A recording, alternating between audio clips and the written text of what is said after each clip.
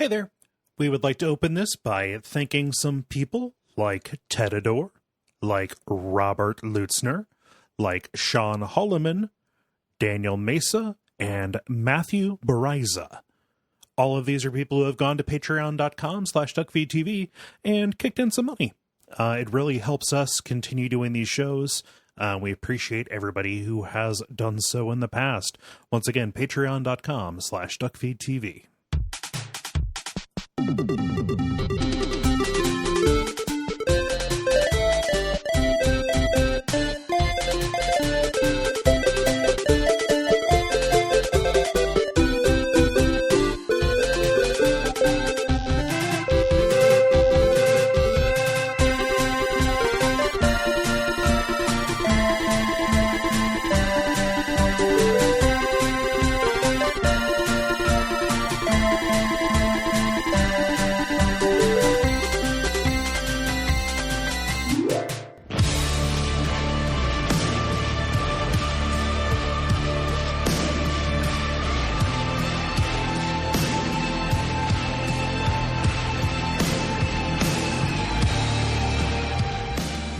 My name is Gary Butterfield. My name is Cole Ross. And you're listening to Watch Out for Fireballs. It is a Games Club podcast. And this week we are talking about Wolfenstein 2, The New Colossus, which is a first-person shooter developed by Machine Games and published by Bethesda for current-gen systems in 2017. What? What? It's Colossus. Oh, That's okay. the Colossus noise from the X-Men arcade. I love it. Yeah, it's good. Yeah. You know? Yeah, That's the new Colossus. Welcome to Die. Yeah, welcome to Die, X-Men. There's two things about this episode. One, it was executive produced by Bill. Thank Bill. You, Bill. We met Bill in real life. Bill's great. Two, this is a premium episode for this month. Yes, it is. So what that means is you will everybody gets the generalities here on the public feed, but the kind of beat by beat section is going to be for patrons. If you're a patron, you will get the whole thing. Yeah. Yep. Which of course we encourage. Yeah. So this is a sequel. In this game, you play as William B.J. Blazkowicz. He's never called B.J. No. I was kind of watching for it this time. I was like, why does no one call him B.J.? Yeah, I call him that in the notes because that's all that he's called in the originals. You know, Wolfenstein 3D. Wolfenstein. Oh, yeah. Fuck me. That's literally what I called it all the time as a kid because that's what my parents called it. Wolfenstein. So Wolfenstein 3D, but Wolfenstein, the new Colossus. Yeah. It's really hard to break that. So yes. Just say Wolf. Everyone just says Wolf. Wolfstone. Wolf 3D. Wolf 3D. Wolfstone. Yeah. Yeah. But there he is BJ, but here he is Billy. He's Billy or William Joseph Blazkowicz, depending on who's saying it. Yes. And you're returning from the events of the New Order to assemble and lead a resistance to the Nazis that have taken over the United States. And this is difficult because if you remember the episode we did on the New Order, which you should listen to before this one, if you're experiencing these games vicariously. Yes. You died at the end of that one. There's like a whole big sacrifice. Like he recites the poem, the Emma Lazarus poem, The New Colossus, you know, as he is dying from a grenade, as a nuke is being launched at Death's Head's compound. Castle Wolfenstein. There's a little bit of retconning that happens here, but Billy, he has been bedridden in a coma for 5 months. Each of these games begins after a horrible injury and a coma, which is very funny. So many comas. I feel like if you're lucky, you get out of life going through one coma. Yeah. 2 comas? Now you're greedy. You know? You're just hogging all the comas from the rest of us. I know. I could go for a coma right now. Wait maybe until the end of this whole business. You know? You just skip forward in time. Yeah. But yeah, he was blown apart by a grenade, and so he begins this episode in very bad physical shape. He is dying for basically the first third of the game, and that has like a weird mechanical repercussions, including the fact that for the first third of the game you max out at half health.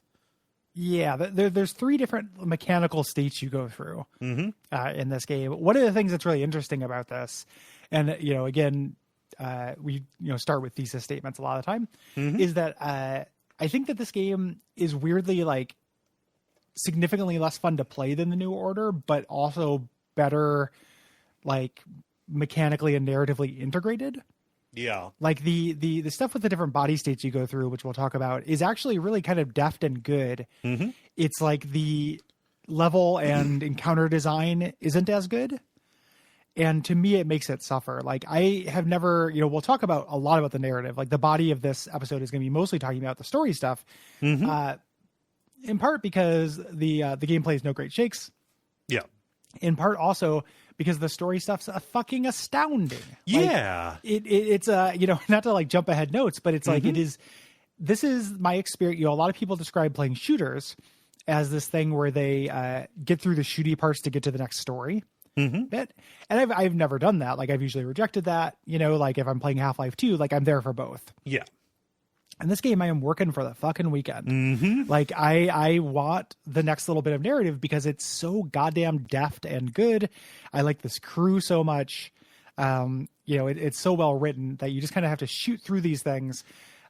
These different states, these different kind of body mechanical things all end up feeling like weirdly like set dressing on your way to get to the narrative. Yeah. Like this is a worse game, but a better overall and more memorable experience, I think. Yes. Yeah. Yeah. And like it's a bummer to say it's a worse game, but like you can really tell like where Machine Games' head was at when they were putting this together, and you can, and it puts that kind of right on Front Street by making you go through some of just the worst levels in shooters at the start of this. The beginning of it's really rough. Yeah. Yeah. So in this is very similar to the first one. There are major differences. In broad strokes, this is a mix of kind of stealth and kind of outdated corridor shooter. Yeah.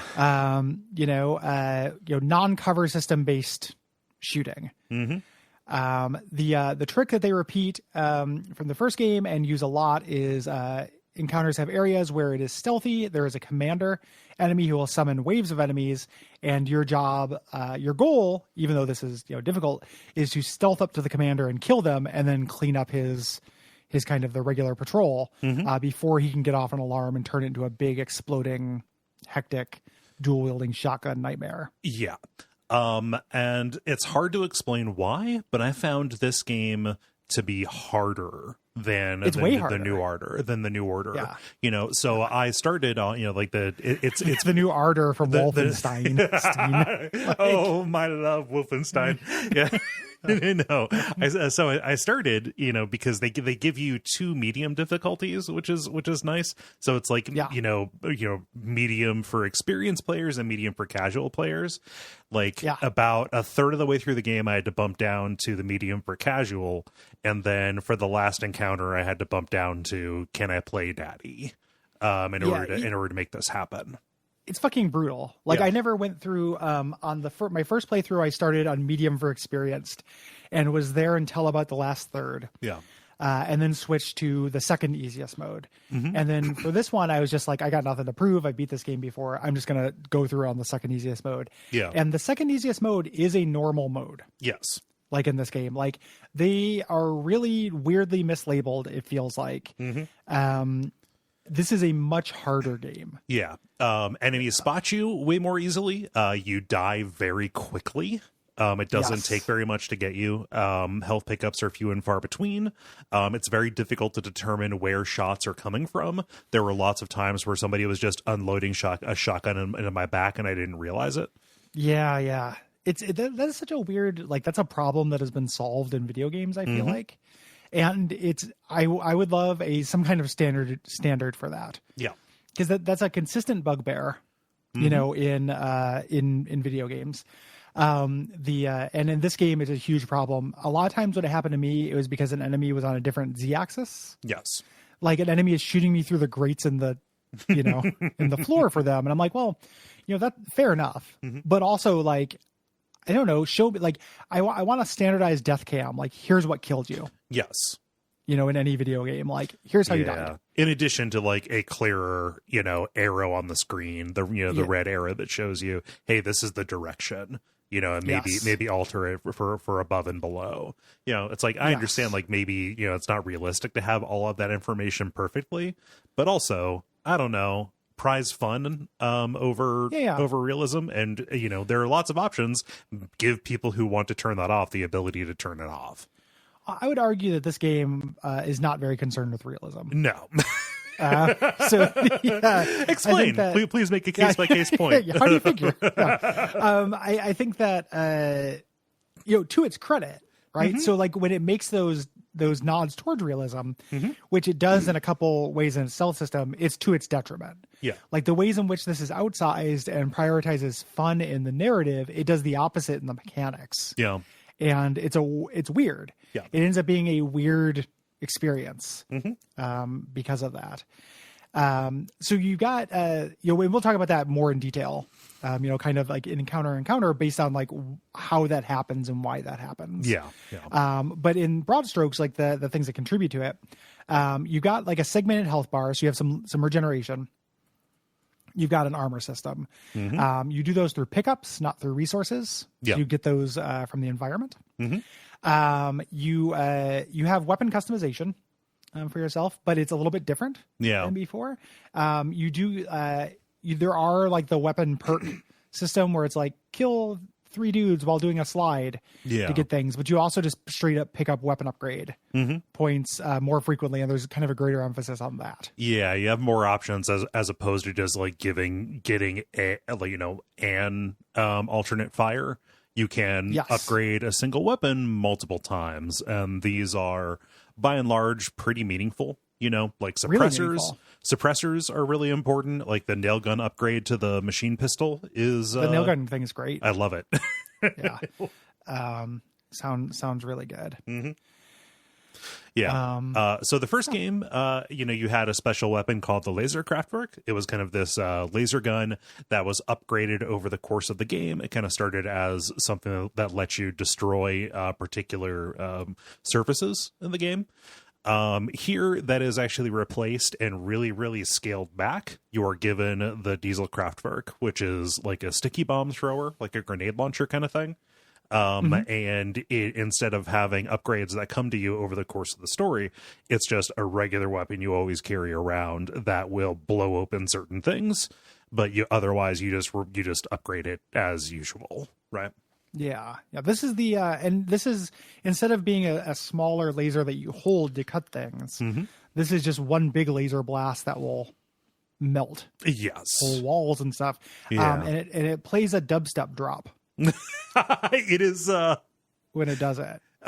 This and the ones you can pick up from enemies, like both of which have, this is like a minor dubstep, lowercase dubstep, and then the lasers, the big lasers. Because the Diesel Kraftwerk is just a what am I thinking of? A grenade launcher.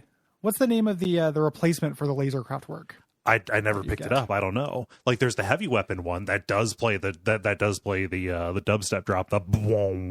Yeah. But like that is one that you pick up in the environment and you have to drop it. It makes you move more slowly, etc. I was real man. That is such a satisfying, just I don't know, tactile experience. Firing that thing. It's a really good weapon feel. Yeah, there's some kind of little disagreement here because you get the laser Kraftwerk. Do you like the weapon? Or I picked it up. Oh, and I had hand grenades, but I did not have a launcher. For this, I wonder if there's like a thing where you get different weapons depending on what history you choose. So that's the thing, right? So you did Fergus, and I had Wyatt. Yeah. So that might be the case. Yeah. Because I had the laser Kraftwerk thing, but it was different. Yeah. So this is a variant. I'm just kind of taking. Yeah, it's a Wyatt. Huh. So it's a timeline thing. Interesting. Yeah, I had a laser gun. Yeah. Okay. No. So there you go. Yep. I had no idea. Nothing that I read anywhere explained that was a repercussion. Yeah, it's a weird little minor thing. Wow, look at this, we're learning. Yeah, and it's weird because I played with the Wyatt timeline the first time I played it, and I just forgot about that thing because most of the mechanics in this I found kind of forgettable. Yeah. But you start out with a lowercase. So if you do the Fergus timeline, you have a laser Kraftwerk. It is minor. It just shoots one beam that melts crates and doors instead of like it being a beam you hold. Right. And it makes a minor dubstep noise. And then the heavy weapon one you can pick up makes the big dubstep noise. Yeah. I love it. All the big weapons are pretty satisfying. Like even awesome. the anti-aircraft cannon you can carry. Yeah. That's great. Yeah. Yeah. The flame, they're all very good. So in addition to this, kind of partway through the game, like in roughly the last third, you choose one of 3 mechanical upgrades for Billy. We'll talk about that when we get there. In a general broad stroke sense, I think these are pretty underused. Yeah. Like they're fun, but they mostly end up being new kind of pathing through the level. And it is portrayed as a really big deal. And I don't know that the play actually matches it. I had a feeling like, maybe I'm not doing everything I need to be doing with this. Yeah. But I was trying, like I was trying. It's weird because like they don't get you into different, the traversal aspect of them don't get you into different places. They get you to the same place just through a different door, which is weird. And sometimes a shortcut. Yeah. And sometimes like tactically advantageous. But I found that, and this is, kind of part of the core issue with the gameplay in this, is that I found the upgrades you have and some of the game, the narrative and what people are talking about in the game lend itself to like a slower, more tactical play than I ever ended up doing. I was having a really hard time with this, but I didn't feel empowered to, look for positions and choose my shots and stuff like that. It was more like try to do stealth, fail at it because it's really hard in this game, and then have this fucking like absolute mad dash, incredibly touchy, frantic run around, try to get health, try to kill enemies and prioritize enemies, which was fun. It was just overly harsh. It wasn't this thing that I wanted to have be like slow and careful. Right. The way that the upgrades seem to imply they should be. Once the alert went up, it kind of became a little bit like Doom, where if I was not moving, I was dying. Yes. And the reason for, I think that they want you to be a little bit more slow and cautious and use cover and such, but there's no cover system, and the enemies seemingly come from a lot of different directions. I don't know when I'm getting hurt. Yeah. So my, as opposed to like no area to take cover felt safe. Yeah. Like a lot of cover is destructible. In this. So it was this thing where it became like really difficult Doom as soon as the alarm went up. Like, get to that fucking commander, and I might have to soak some damage to do so. Yeah. And hopefully can pick up enough armor and health after the encounter to be okay for the next one. Yeah, so you're not running an armor or health deficit from encounter to encounter, because you can really screw yourself over if you end up bottoming out, and oh boy, no med kits, no like vests that I can pick up. It's just +5 armor, +5 armor, and then like gruffling, scrounging for donuts to gruffle. Yeah, exactly. Yeah, it auto saved with no additional health around. Yeah. So. Yep.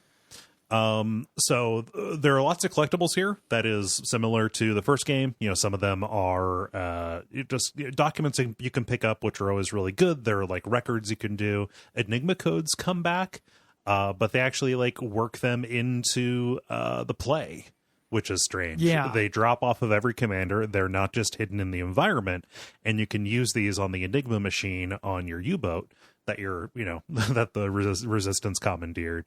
To find the locations of these Uber commanders, and this lets you go back to places you have been before to basically do different configurations of these stealth sections in these combat arenas. To get kind of minor upgrades and these like almost level remixes that you can do. I didn't do a lot of these. No. I did a couple of them. But I consider them kind of be like bonus mission. Yeah. They felt a little bit like Croft. I did more of them the first time I played than this time. And there are some of them that are neat.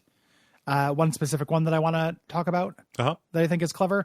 But for the most part, I found these like a little bit like, or there's two of them that I think are neat. Yeah. I wasn't champing at the bit for story light, play heavy. Exactly. Like that's experience, like, it's in a different game. I would appreciate these more. Yes, I think. Yeah. And you can, it wants you to do that, to engage with the mechanics, because you can go back to any level you want and run it as many times as you want. You can go back not only just through the Uber commanders, but you can go back through old levels and just do them. Yes. you know? Cool. All right, Again, if that's something that you're like really interested in, I'm glad that it exists. It wasn't appealing to my experience of the new Colossus. I think it definitely seems like something that is there for somebody who wants to kind of run up the difficulty pole, to a certain extent. But I'm not necessarily there for that. I don't see how I could, with my priorities, derive enjoyment out of that. So yeah. One thing that they did do that is a mechanical improvement is that they removed boss encounters, Gary. Yeah.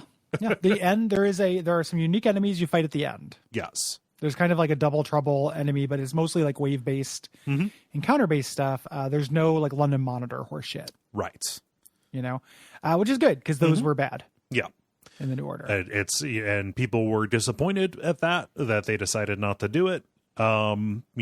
But like, hey, if you can't get it right, then just pull it out. It's fine. Lots of other shooters have gotten rid of boss fights and it's been okay. Yeah. You have permission. Yes. In a shooter. Yeah. And only in a shooter. Yeah. So the timeline split continues. You start off like kind of choosing which timeline you want to be in with the Wyatt or Fergus timeline, which one you saved and which one you sacrificed in the first game. And those characters go on, in Fergus's case, like in Wyatt, they go on to be comic relief characters. Yeah. It's just like, what kind of comic relief character are they going to be in the new Colossus? It's really funny because they, made both of them disposable. They set themselves up to do a lot more work if they wanted either of them to be a serious character who was like the core of your team. To replace Carolyn, who passes away early, who was killed very early on. They have to bring in just another character who is, comma between both campaigns, right? And so both of these really important characters who were there with Billy since the beginning, they are kind of sidelined. And while I like ultimately what happens with Wyatt, so I did the Wyatt timeline, it's a little rough. It's rough going in the beginning. And we'll talk about specifically what happens to his character, but you'll have to remind me because it's been a while since I've done it. Fergus's is ridiculous. Like it is a broad comedy thing that feels like it's out of nowhere. Yeah, and it ties into the tone of the game, which is, more story forward, but also much more comedy focused. Yes. And that sounds like a damning thing. And I don't think it works with Fergus. I am surprised by how often it does work. Like, I laugh a lot during this game. Yeah. There are many laugh out loud scenes. Like, it's doing, if the first game was this high wire act between kind of the somber reality of World War II and this like macho Nazi killing kind of feel good revenge tale. This is a different kind of high wire act between, and that pushed both sides even further. Yeah.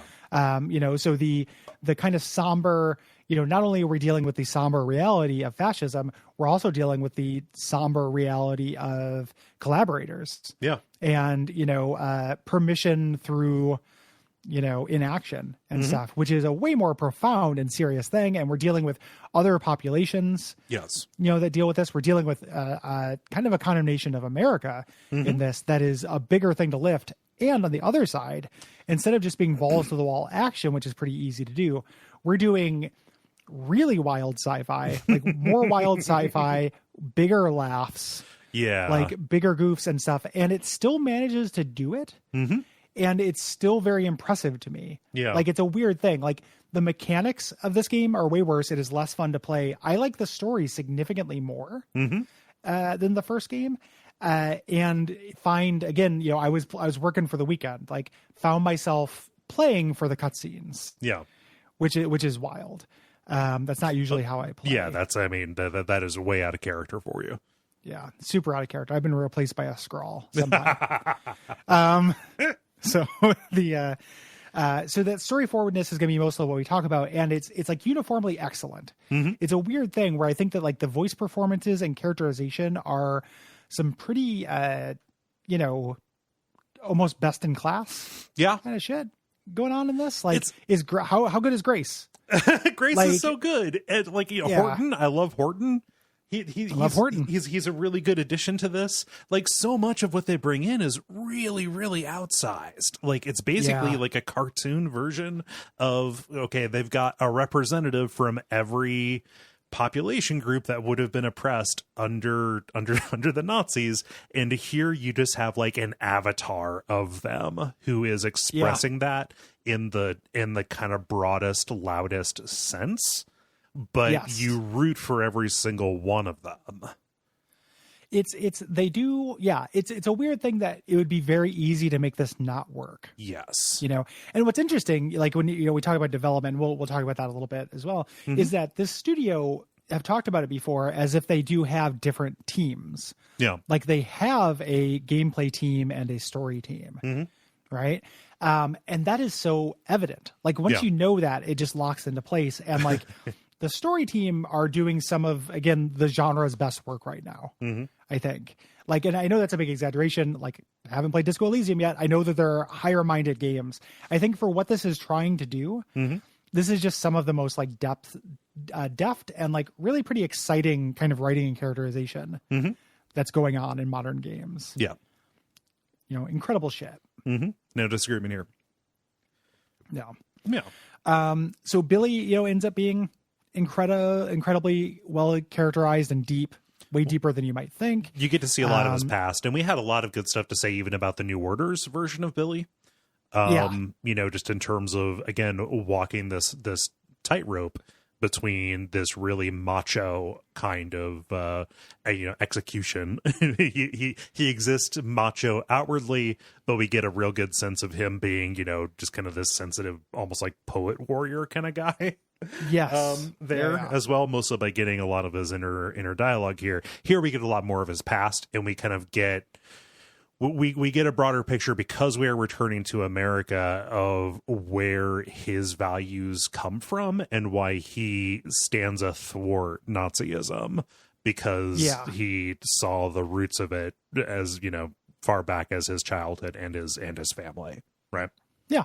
It is a certain kind of perspective on what an American ideal can be. And by contrasting it with different aspects of American reality, it stands up a lot stronger. Yeah. Right. Like he was always supposed to be that, like how Americans want to be. Yes. Just this, like, I kill Nazis. That's what I do. Like they're evil. They gotta go. Yeah. This game is the game where it reckons with the fact that that's not really what America is, right, or does. Yeah, and like it's ultimately like an incredibly hopeful game, because the message here is that, like, hey, all those things that are just kind of like, oh, that's the way it is, it doesn't have to be. And there are multiple points where the characters just tell you that. Yeah, like it doesn't have to be this way. You don't have to be that kind of person. Right. We don't have to allow those kind of people to exist. And just let them push us around and do shit. Yeah. It's very weirdly hopeful.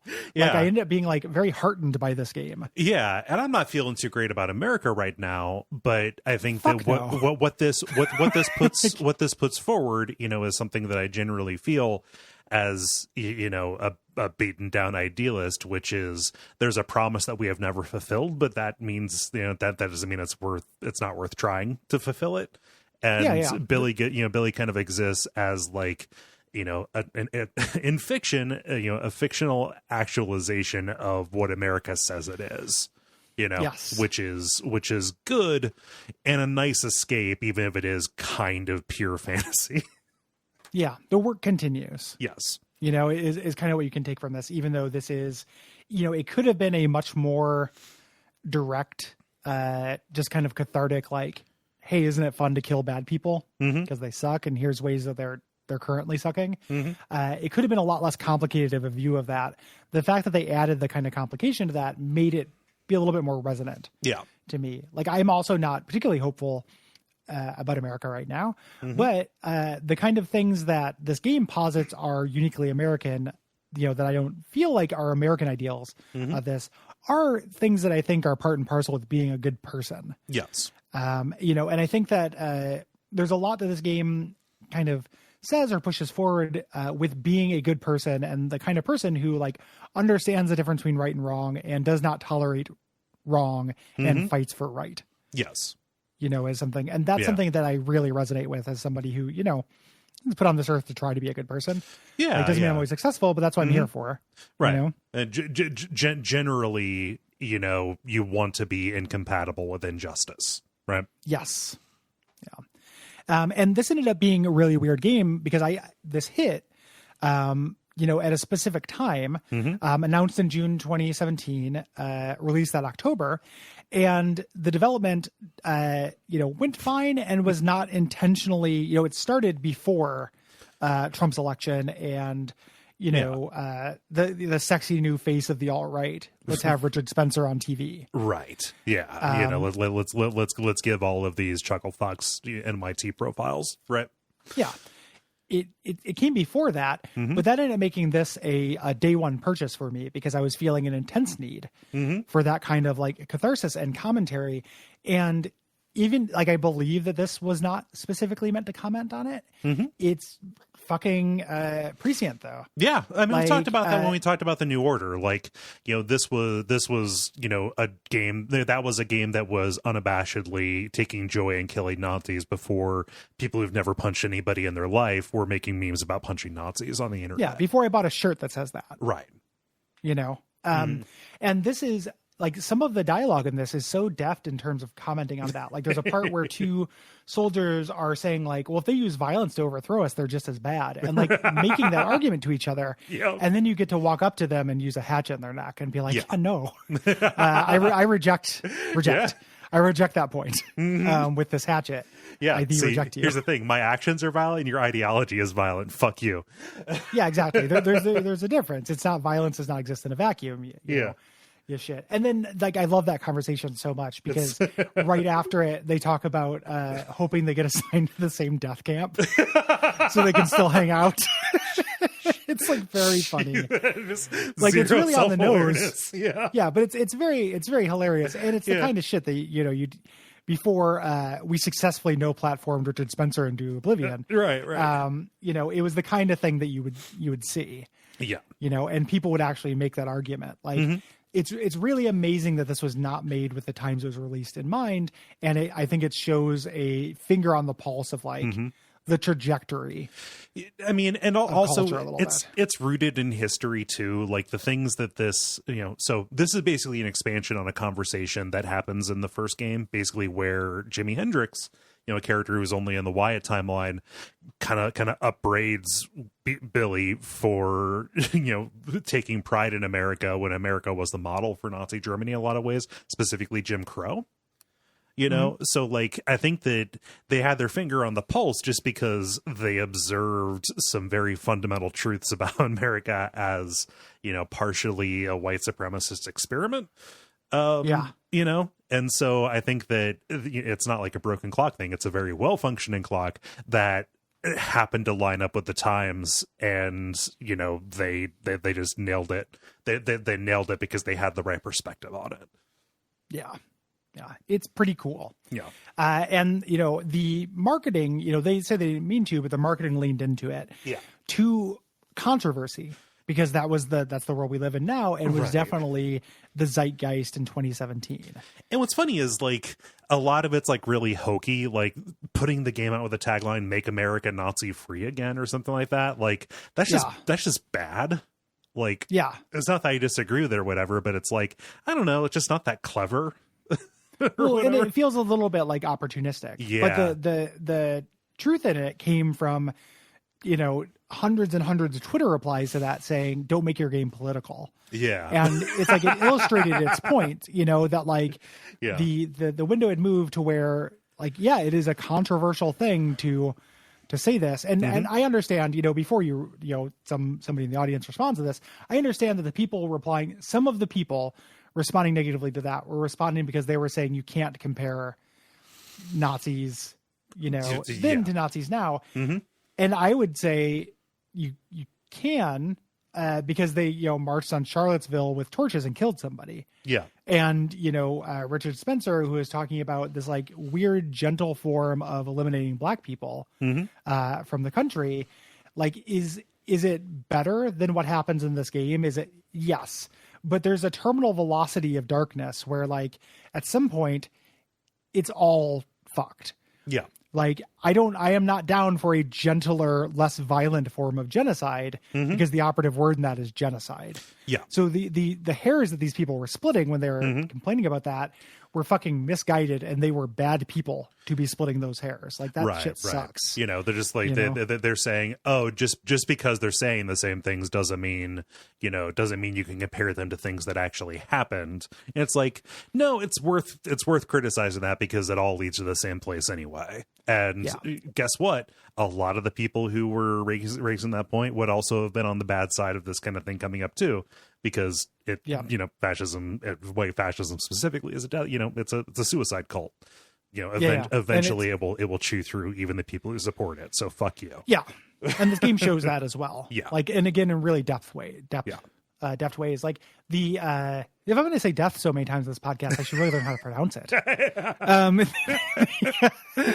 But this game shows a lot of the Nazis mistreating the collaborators. Like, you are lesser than, like, sucking up to these people, is not going to be good for you. No. You are not going to be their equals. Like, it's not how the philosophy of fascism works. Yeah. It is a bankrupt in all respects philosophy. Yeah. And so to come back around to this, like, Bethesda was on the right side of history with this, and they pretty much kind of lived in that truth. And yes, they probably benefited from the controversy, but it speaks to, this fundamental truth that the people who would go about defending the current manifestation of white fascism here in America, they misunderstand how it works and where it will lead. And Bethesda just came out, their VP of marketing is like, hey, Nazis are evil. We aren't afraid to remind people of that. We don't feel it's a reach for us to say Nazis are bad and un-American. We're not worried about being on the right. We're not worried about being on the right side of history here. So they had the right attitude about it, and it lined up with the actual product that came out. Yeah. In a way that is, all the specialness of this experience kind of comes from that, or most of the specialness. Like, if I played this in a different time, I would still appreciate the characterization and writing and voice acting performances and stuff as a story. The fact that I played this in 2017, post 2016, one of the, dark, like a really dark period. And I'm saying that now in 2020. Right. It is hard to overstate how dark that felt for me. That made this have just such a huge impact. So there's a huge part of this that's like subjective. Yeah. In that respect. So it's worth saying that as well. Not least of how it works for people in Germany. I really hope somebody who writes in for comments this month is a German listener who can talk about the experience of this game coming out and what this meant in Germany, because it's very different. Yeah. So, because of Germany's longstanding rules, post World War II, Nazi symbols were removed and key scenes were changed, including a really, really important one. And just general dialogue was like kind of whitewashed in a weird way. Like they specifically just like covered up the actual crimes that were happening by making what the enemy faction in this wanted really vague. Yeah. Which is a bummer. It's understandable. I get it. Yeah. But it's a bummer. This is it's the same country where we had the bads. In Bionic Commando. Same impulse. Like we have the bads here, but same impulse. Eventually Germany introduced something called the social adequacy clause to their ban on Nazi imagery. So on a case by case basis, they would allow that stuff to go through, but that happened after the game's release. Yeah. So that will change, and that's good. There are two versions of the game that are sold in Germany. This is really strange. So there is the localized version, which has all of the Nazi imagery and symbolism pulled out. Like so that is basically the bowdlerized version or whatever, however you say that. They sell the international version, which does not have a German language option to the German market, so you can play it not in German. But with all of the Nazi imagery and stuff still included. It's very strange. the trick is to get 2 TVs and 2 PS4s and play to them at the same time and make one of them translate the other one. Create a feedback loop. Yeah. It's wild shit. I think that's very interesting. Yeah. The way that happened. Mm-hmm. The reception for this game is really positive. Critically, it's been kind of split whether this is an improvement. Some people have the same mechanical complaints we do. The things we're going to laud it for are pretty universally lauded. Yeah. Even though in different ways is interesting. I did kind of a survey of like the YouTube critic intelligentsia that I like to follow and their takes on this. And a lot of the things that I think are unqualified wins are sometimes a little bit controversial. Yeah. Specifically, what this game has to say about America and kind of the collaborator mindset, with some people saying that it is too harsh and some people saying it's not harsh enough. And little kind of common ground in that. Like everyone agrees that the performances and everything are very good, but the idea that this Swiss studio is either doing a good job presenting America or should have stayed out of this thing that they didn't know very much about is kind of split. Yeah. And that was really interesting to me. I'm for the record, like I'm pretty all in on what it has to say. Yeah. With this. I wonder how much of that, I haven't seen the criticism, so I'm just putting words in people's mouths, but I wonder how much of that has to do with the fact that this might not be educational enough, actually. The fact that it might not include some really salient details about the way that worked, specifically in the early 20th century. And like how much I am rounding up just because I kind of know how plausible this is. Yeah, I think that that's part of it. Yeah. And it's even down to like what is considered outsized good and what is considered outsized bad. Okay. Right? Like the Hitler scene, which we'll talk. We're going to spend like a half hour on. Yep. Is like there are mixed reactions, whether that's like fucking incredible. Yeah. Or whether it's like, yeah, this is cartoonish and dumb. And I'm like, it's not because of the educational factor. It's like a weird taste thing, but because this deals with serious issues, it's very easy to, and I'm sure we're doing this, right? Like this is a critical misstep, a very common one, of when things deal with important issues, elevating things that are your subjective experience to also be equally, kind of germane to those critical issues and of equal importance, to it. There's some rounding errors that can happen. Yeah. With stuff that's about, white supremacy and things that are real and current. And especially when you get white dudes talking about it who don't know very much about it, like know a little bit and don't experience it very much. Yeah. So I want to put like a blanket thing, on the entire episode, like everything I have to say about how I think this is good. If you're like, yeah, this does not do enough with America as a white supremacist state, like you're probably right. Like I'm speaking from a limited perspective, and it's it's the only one I have. But just throwing a caveat on there that I am not an expert on white supremacist America. Yeah. Or anything like that. And also, if you're going to write in and say America's not white supremacist, you guys are you're overreacting or whatever, I don't have time for that. Yeah, you can say that. With peace and love, I don't have time for that. Yeah, it's not interesting. There's a lot of go read. Yeah. Like there's some stuff out there that is the reason why you have this opinion. You could read those same things and come to a different conclusion, and that's fine. Go well. Yeah. But you're not going to convince us in a comment section. No. Of it. Yeah. There's DLC for this that I'm not generally interested in. The Freedom Chronicles, which they put out, which has these kind of non-canonical scenes from the American Resistance. It's basically like little story, like basically new chapters of the game that they put out with different settings and stuff like that. Yep. I played these when I first played the game. They're middling. There are good parts in each of them. Which is real weird. One of them is very stealth focused, and I don't think it works. Like the levels are better designed for stealth, but like, boy, is it hard. But like, you make something stealth focused by increasing the punishment for being found.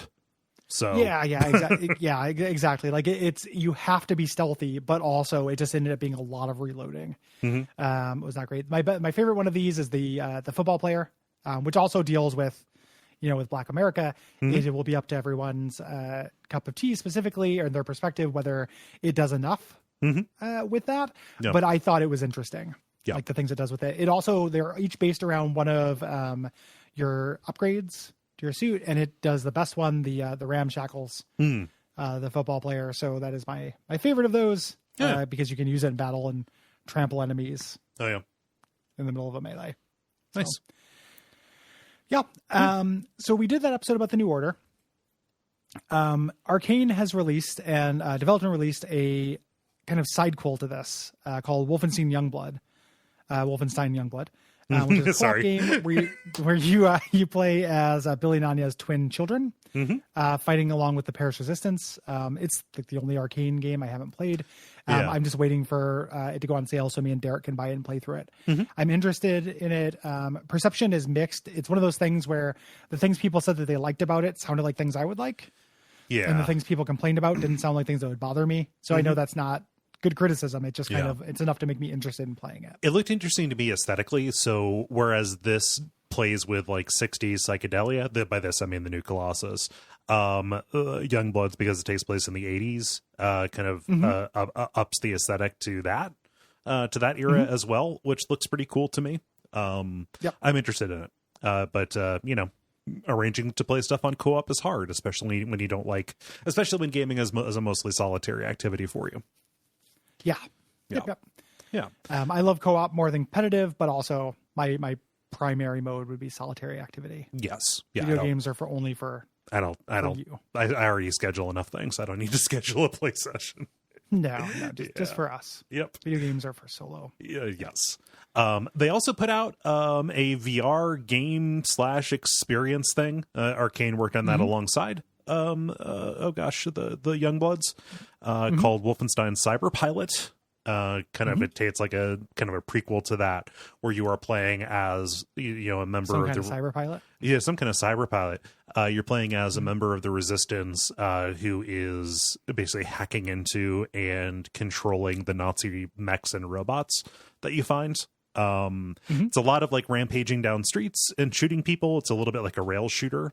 It's very easy, but it is fun. It's fun, short. The only bad thing that I have to say about it is that it is, too slight for its $20 price tag. But that is the case for a lot of VR games where it's just, man, that was a lot of money for not very much. But I don't know, VR is really good for mech games, and that's what you have here. So cool. Yeah, it's a weird thing because when I read about that, I was just never going to be on board for a mechanical focused Machine Head's Wolfenstein game. Yeah, it's just not what I'm interested in. This, I want the story to continue. I want to spend more time with these characters. I want the thing to advance. Yeah, like the story and world to advance. That's kind of what I'm here for. I care most about the Kreisau Circle. The specifically the group that you get in the mainline people. That's probably a little bit why I'm not too crazy. I'm not champing at the bit to play Youngbloods, because it is it is set so much later, and it is not continuing the specifically Billy and Anya's story. The two things I'm invested in this are the main things are the Kreisau Circle, and then also the alt history stuff. Yes, Die Kefir and shit like that is fucking great to me. And all of those little details are catnip to me, like all of the ways that what would a Nazi occupied America be like? Yeah. What would a Nazi occupied Paris be like? That one actually happens. But no, Cole, don't be silly. It's a video game. Okay. Cool. But just in the 80s. Okay. Yeah. What would it be like with a Tears for Fears soundtrack?